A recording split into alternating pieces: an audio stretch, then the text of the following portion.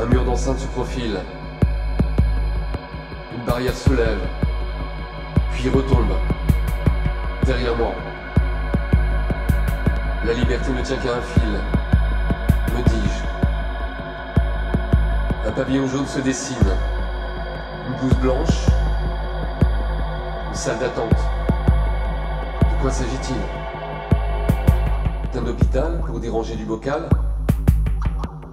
D'une mise à l'épreuve pour tester mon mental? HP? Passage obligé? Viennent les formalités d'usage. Ma mère a les yeux rougis, mais je la sens soulagée. Hall d'entrée, salle grisâtre, lino brûlé, mégots écrasés. Des patients avachis dans des divans aussi fatigués qu'eux. Ça sent renfermé.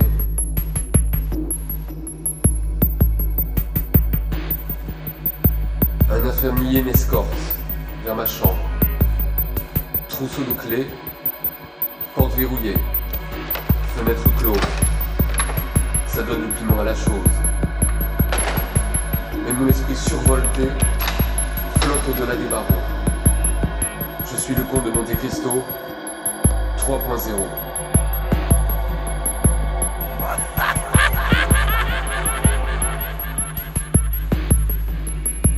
Première nuit, pas la dernière. Lumière, infirmière, plateau repas. Avec pour dessert, des pastilles blanches et bleues que j'avale comme des bonbons. Puis rencard avec le psychiatre. Je ne me livre qu'à moitié. Instinct de survie oblige. Lui, pas dupe, me conseille le repos. Du corps et de l'esprit. Il va m'y aider.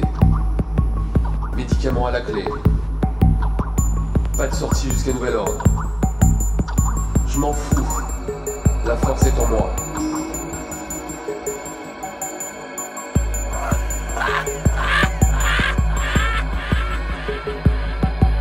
Je décide de partir à la découverte du pavillon. Rencontrer mes compagnons d'infortune. Galerie de portraits. Un gros nounours pédophile. Une pidochonne. Coco, l'ancien Sciences Po, fumeur de pipe. Une baronne, internée par erreur, voyez-vous. La fille Adams, la vraie. Et une nuée de zombies en pyjama. Ces rencontres à gogo nourrissent l'odyssée dont je me crois le héros.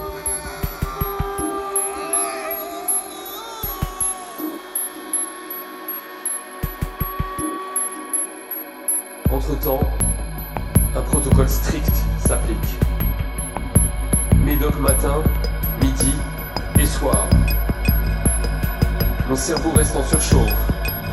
Au début, je cours comme un lapin. Puis le feu baisse d'intensité.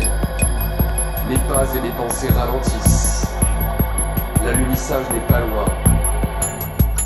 Ultime sursaut. Refus de la camisole chimique. Je pète les plombs. Chambre d'isolation. Dieu que le temps est long. Dieu, le temps est long. Retour à la normale. La tête dans l'étau. Je me tiens à carreau. Et j'avale mes meds. Docile comme un veau. Peu à peu, la chimie opère. Je ne jouerai plus les filles de l'air. Soumission. Permission. Une journée en famille. Trop d'émotions. Syndrome de Stockholm. Retour à l'hosto.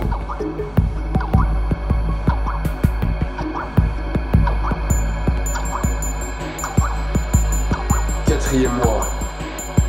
Pour tuer le temps, j'apprends aux impatients à simuler la normalité. Puis je m'assagis. Vraiment. Sous neuroleptique, plus de pensées mystiques. Retour sur Terre, le parachute grand ouvert.